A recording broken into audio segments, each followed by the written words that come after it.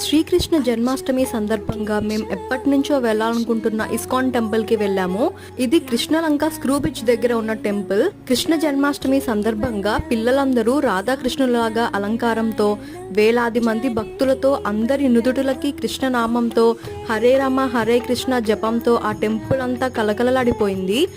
పూలతో అలంకరించిన ఉయ్యాలలో చిన్ని రాధాకృష్ణుల విగ్రహాలు ఉంచి అందరికీ ఆ ఉయ్యాల ఊపే అవకాశం కూడా ఇచ్చారు.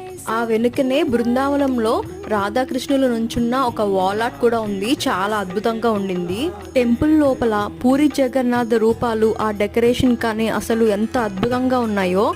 ఎంతసేపు ఆ జగన్నాథ రూపాలను చూస్తున్నా తనివి తీరదు.